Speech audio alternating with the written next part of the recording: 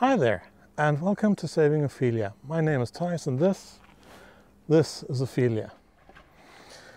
As you can see, the nice summer weather has returned. Well, for a couple of hours at least, because apparently tonight we're going to get hit by the remnants of the first tropical storm of the year. I don't know its name, but it's done what it needed to do over North America, and then it's taking a turn back to Europe. So we're going to get a lot of rain tonight. Or at least so the meteorologists tell us. A couple of episodes ago we had Ophelia hauled out of the water to deal with the aftermath of an incorrectly installed pit lock. This time we're going to have a look at how she was resplashed, of course after we'd taken a look at her corrosion protection, and after we gathered the data we would need to create an accurate 3D model because, well, her original drawings for her hull is missing, so we need to recreate those. Anyways, let's get started. With Ophelia being a steel boat, the biggest threat to her health is corrosion, oxidation of the steel, which is why we painted the new steel in the patch as soon as the welds had cooled down. In order to protect the outside of the hull, steel boats are usually painted with a barrier coat and fitted with anodes. Blocks of material less noble than the steel of the hull, usually zinc, magnesium or aluminium. Being less noble, that is more reactive than the steel, these blocks, through some electrochemical semi-magic, corrode instead of the steel, as long as there's an electrical connection between the materials. So of course Ophelia has anodes. She's fitted with 10 big ones, 5 starboard, 5 port. 2 small ones near the prop and 2 medium-sized ones near the cockpit drains for some reason. However, as far as I know, it's been at least 8 years, and more likely 10, since Ophelia last had her hull painted and the anodes replaced. With that in mind, I was pretty convinced that there wouldn't be much left of the blocks of zinc that she was fitted with at the time. So I had acquired a few new blocks in order to replace the old ones. When we lifted Ophelia out of the drink, however, the blocks seemed quite well preserved, so I decided to have a closer look before we started replacing them. And as you can see, there's still a lot of material left on them. The surface of the anodes had turned white and soft-ish, but they seemed to firm up a bit below the surface. And as you saw, a grinder with a steel brush made short, if quite messy, work of the zinc oxide. And as it turned out, there was no reason to replace the current, no pun intended, anodes. There was still more than 50% of the material left in most of the blocks and more than 30% in the most worn one. And seeing that my plan is to have Ophelia sandblasted and repainted before too long, it makes more sense to wait with replacing the anodes until then. One thing I really wanted to do while Ophelia was hauled out was to get everything I would need to create a detailed 3D model of her hull in place. I don't own a full set of drawings for Ophelia, and I really need that in order to plan Ophelia's future looks and the work needed to get her there. In order to create a detailed 3D model, there are 3 options that I know of: measuring, a lot, photogrammetry, and videogrammetry.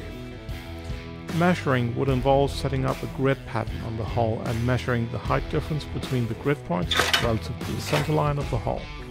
The denser the grid, the better, and measuring would take a lot of time. Time I didn't have unless I paid for more days in the slipway.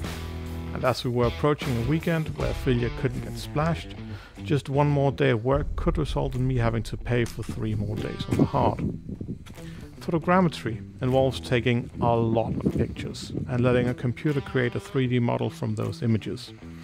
I've tried the technique on different objects a few times, and in my experience it still randomly gets curved shapes wrong, no matter the amount of photos you've taken. Videogrammetry, from my perspective, is the same as photogrammetry, as in you feed the system a lot of optical information, in this case video rather than photos. But again, from my perspective, video is just 24 plus photos per second. Anyways, as far as I know, all the current systems for this are claimed to rely on AI, artificial intelligence, the current magic du jour. I had never tried videogrammetry, but I thought I'd give both of the grammetry options a shot. If one failed, hopefully the other would work. So I shot a lot of pictures from a lot of angles and made the walk around video you're currently watching. With the walk around video and 286 photos shot, it was time for Ophelia to go back into the water where she belongs. The motion down the ramp while splashing her was quite a bit faster than when hauling her out, and the frequent small stops weren't needed this time around as she was already thoroughly secured on the haul out. Once back in the water would of course support her, so once she was mostly in, we wouldn't need to worry about her becoming unstable. Ophelia is, after all, quite stable when floating. The only real concern here was whether or not the welds around where the hole used to be would hold tight and keep the water out. So, to have a comparison, I took a look at the repair before Ophelia hit the water. So, this is what the finished plug looks like. Painted to keep the worst corrosion away, and then, well, we're still on our way down the slope and into the water again, so it's obviously dry right now, and once we hit the water, when it gets to about here, I'm going to be back to check to be absolutely sure that it's also watertight. But the weld was very thorough, so there's no reason why it shouldn't be.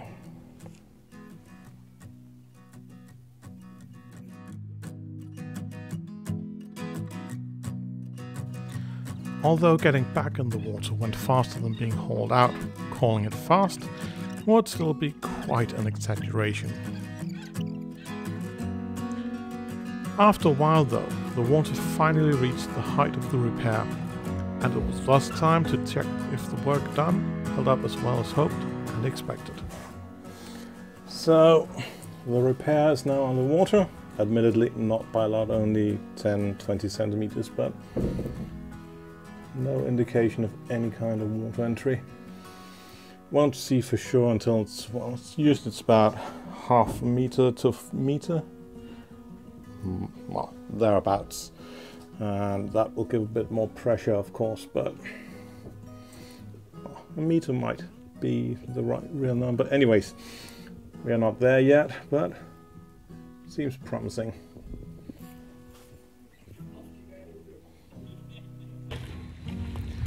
With all apparently well, Ophelia was lowered fully into the water, again about as quickly as the first bit of the trip.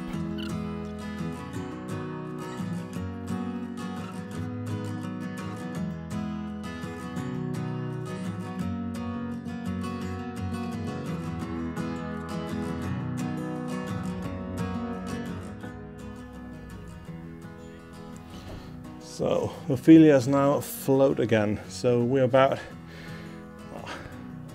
somewhere between half a meter and a meter underwater, closer to a meter probably, and well, no signs of water entry whatsoever, dampness, no nothing. So it seems that we are now seaworthy again. Well, as seaworthy as Ophelia can be in her current state, but this hole is definitely not an issue anymore.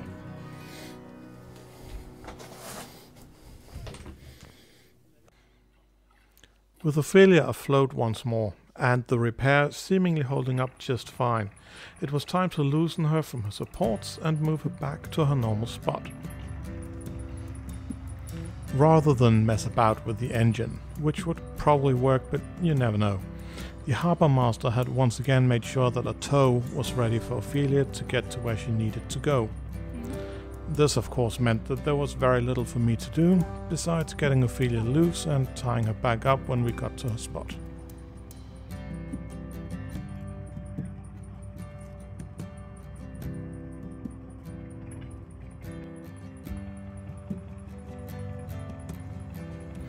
Once again we had gotten quite lucky with the weather, so the only hazard here was the new and shiny boats visiting the harbour. We kept our distance to the moored boats and opted to get a bit closer to the old mooring hardware, from when the local shipyard had a floating dock and built and serviced far bigger boats than yachts like Ophelia. Well, closer to that than I usually would.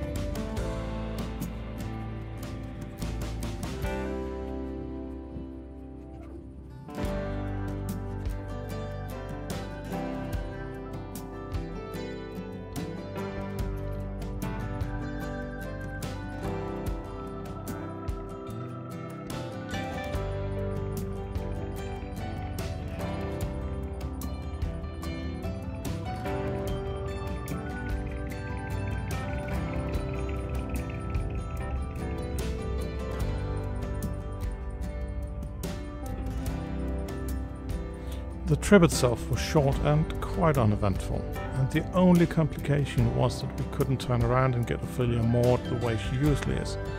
Well, that and that we came in a little faster than I would have liked, but no damage was done to anything other than Ophelia's paint job, so the only thing left to do was to tie her back up.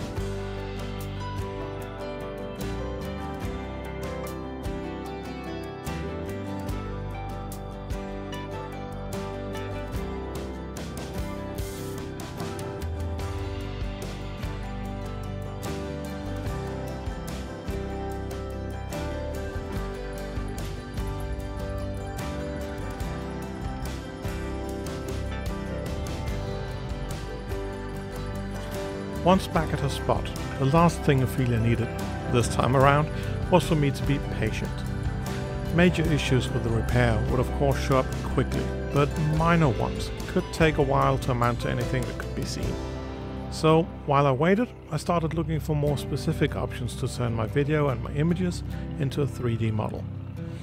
My preferred price of course was free of charge, and I found 3 services which, on the surface at least, seemed to be just that.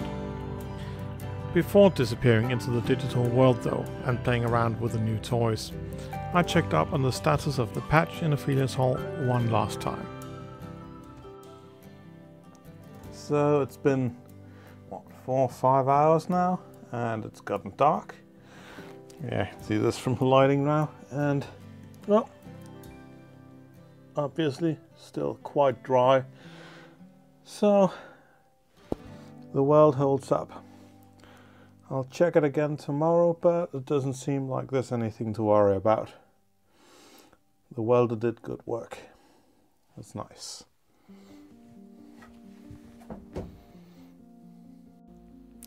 So, with Ophelia tucked in and secure in her usual spot, I turned my attention to the process of getting from video and photos to a digital 3D model. As I mentioned, I found 3 services that could be used for that purpose. 3dpresso.ai, poly.cam, and lumalabs.ai. Well, those are really the companies. The services are called something different. It's just 3dpresso, polycam, and Luma AI. Anyways, I won't go over each of them here. Instead, I'll upload a video about the specifics about how those services work at a later point. Suffice to say, I fed in the data I had gathered and got these 4 models out of it. The models are very different from one another, but one common thing is that none show the deck and part of the sky seems to have been converted to superstructure. This is because I only did a walk around of Ophelia on the ground, so there's no video from above containing information about either deck or superstructure. One of the models had far fewer defects and oddities than the others, so with a bit of software switching, I converted that model to a more easily edited format, and then trimmed the scene it was in to as close to just Ophelia as I could.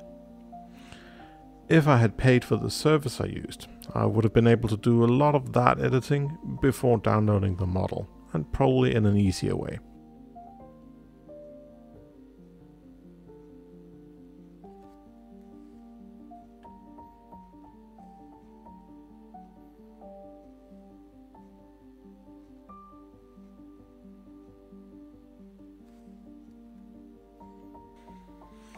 Anyways, there's still a lot of non-Ophelia stuff in this model.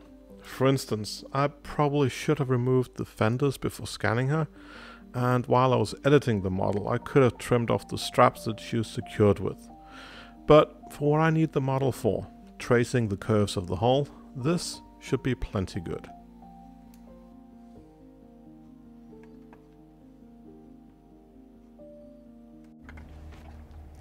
Thank you for tagging along once again. Up next is probably going to be reconstructing the drawings for Ophelia from the 3D model we created this time, and maybe getting rid of this old thing. I also have a bit of engine work that needs doing. The engine works, but it's currently leaking. It's just a slow drip of coolant, but it does leak. Also, the air filter is missing. The old air filter was attached to the old heat exchanger, the one that was replaced way before I got Ophelia. So right now she's running without an air filter, and that needs to be changed. Anyways, thank you once again, and I hope to see you again next time.